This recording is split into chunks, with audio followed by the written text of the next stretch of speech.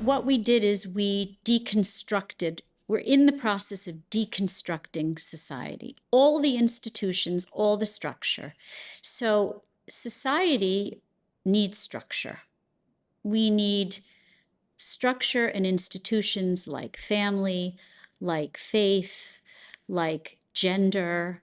We need Heresy. Yeah, we need some structure. It could be that the structure we had was too rigid, and that's possible because we have to grow and we have to be flexible. But what's happened is it's like deboning a fish. All the bones were taken out of the fish. And that's a problem for society because all the institutions that held society, the glue that held society together, that made people feel safe. People feel safe in institutions. They feel safe in family. They feel, to a certain extent, unless you've been in a faith-based culture, it's possible. You can have trauma in a faith-based culture. So, I have people come to me and say, I can't believe you say that faith is good. I had a terrible experience. Growing up, I said, that's terrible. I feel for you. And I feel even more for you because faith could have been something so supportive, and it was turned into something so devastating and destructive, right? But we know that that's the minority, not the majority, that the majority of people, and the research shows this, that children who are raised in a faith-based family, it was a Harvard study done, do better in terms of their long-term mental health if they're raised with some faith, if they attend some religious services and their parents raise them in some faith. And that's because it's some structure, it's some, the idea, in my field, we talk about ethnocultural identity. We're trying to eliminate all identity that was part of structure, right? Religion, gender, ethnicity. We're trying to make everybody sort of like vanilla ice cream. Like everybody is fungible and generic, and everybody is the same. It's weird, right? Because we've got that, and then also hypervigilance around really, really skin deep, literally, identity at the same time. So we've got a kind of like behavior is sandblasted into like a flat, plain, synthetic weirdo land. So you can do whatever you want, but what you are, that I can see from across the room, oh man, that's real important. That's the only thing we should be talking about, is what I can tell before you open your mouth. So that dynamic is very weird. Well, that's when identity becomes calcified, and then you have xenophobia, and that's sort of what's happening too. But I think, to get back to the idea of structure, because that's the most important piece of this, is that institutions help people to feel safe in society. And we've removed all those institutions, right? Again, gender was an institution. What does that mean? When you say institution, just how do you... Structure, that there is structure. So stable structure over time. Stable structure that makes people feel that they belong somewhere. You have been doing work around narcissism. And one of the things that seems to have risen dramatically, measurably, is we are becoming a more narcissistic society. I know there's this, what is it called? The Narcissism Index. I actually just took this recently, and I found my score went up a little bit from the last time I took it. So I was like, ooh, oh, I don't know if I like that. You'd say it went down, not up. Yeah, anyway, yes. Well, it's like this curve that's like you want to be up here, but once you start to get down to the slippy slope, I don't know about that part. Help me understand how you perceive what's going on with narcissism.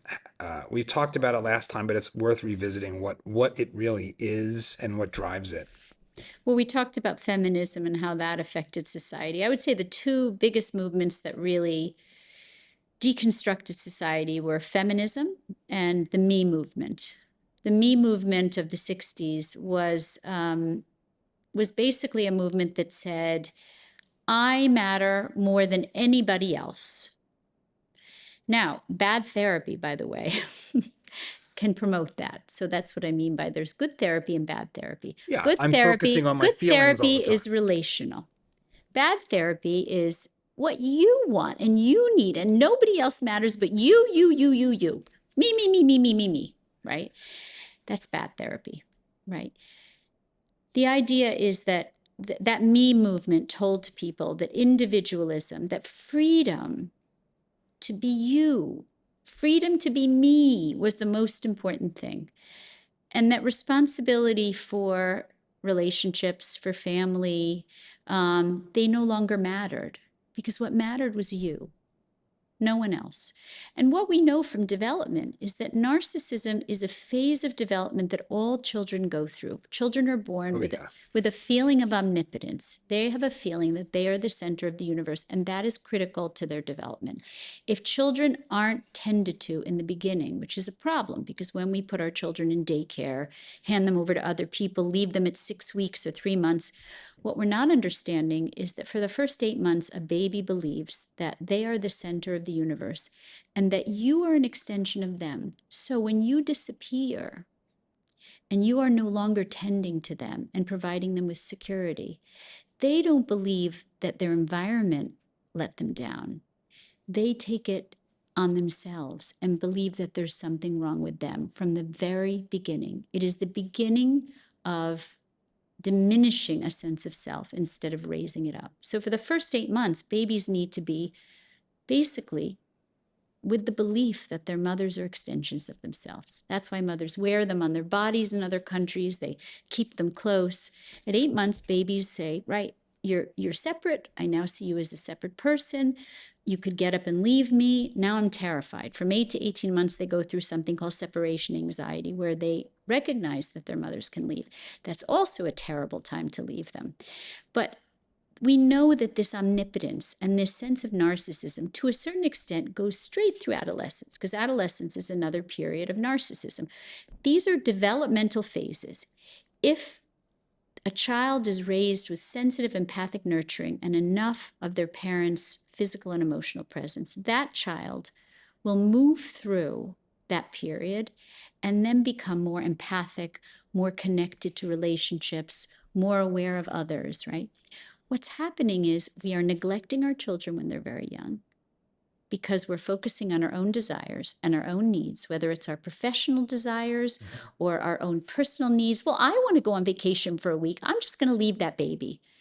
Well, no, if you leave that baby's going to be little t traumatized and is going to have issues when you come back. So this kind of sense that you can do anything you want and your children will be fine has created a generation of children who are neglected, emotionally neglected, because parents are choosing freedom over responsibility, freedom to be me over the fact that that child that you brought into this world did not elect to come into this world. That child is here because you brought them into this world, and therefore you bear responsibility for the emotional well-being of that child. And that child has irreducible needs. And so we have become a society that's very selfish. And that selfishness is generationally being expressed. We have 4 generations of narcissistic personalities. So meaning they never move out of that developmental phase. They get stuck, like getting stuck in a crack in the LP record. And what we know is that narcissism just means unhealthy defenses. So we have healthy narcissism and unhealthy narcissism. Yeah, what's the difference? Healthy narcissism is I'm smart, I'm talented, I'm likable, I'm lovable. That's healthy narcissism. Unhealthy narcissism are pathological defenses that you have to form as a very young child to cope with not being admired, acknowledged, understood, and having a parent who's present to do those things. And so then you develop what we call the defense of grandiosity and the defense of being okay without really being okay. We are sending our kids off into the world without the internal substance that we need to. Instead, we're sending them out just with almost a superficial sense of well-being, but not the substance to back it up. What's the connection or relationship between unhealthy, excessive narcissism and empathy or lack thereof? How do they play? So we're not born empathic. We're born just gimme, gimme, gimme. Again, we're born omnipotent. We're born with a sense of gimme, gimme, gimme, I need, I need, I need. And healthy parents understand that that baby's not there to give to you. You are there to give to that baby. And straight through adolescence, that child is not there to give to you. You are there to give to that child.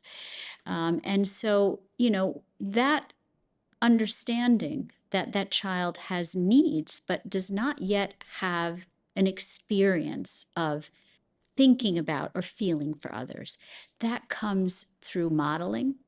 If parents can self-sacrifice, can sacrifice for their children, can put their needs aside. So what I say is, when you have a child, you don't give up your narcissism, your healthy narcissism. You lend it to your children.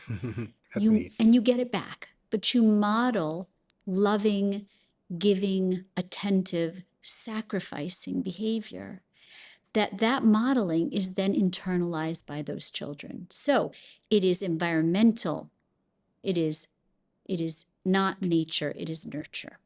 One of the things that I don't know how deep this research is, but in the boy crisis, it's referenced that there has been studies that children, and you're even into adulthood, who didn't have a father figure are less empathetic than those who have, which is weird at first blush, because you think, well, like, dad's sort of the rough and tumble, get out of the house.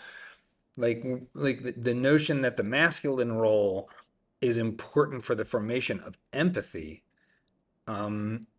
Why that would be true is not immediately obvious. So are you familiar with this? And Yeah. how do you understand what the causal relationship would be there? So when you're an infant, empathy is based on mother's empathy. When you get to be a toddler and a school-age child, particularly if you're a little boy, a lot of your identity and your self-esteem is based on the acknowledgement, admiration, and recognition of your father.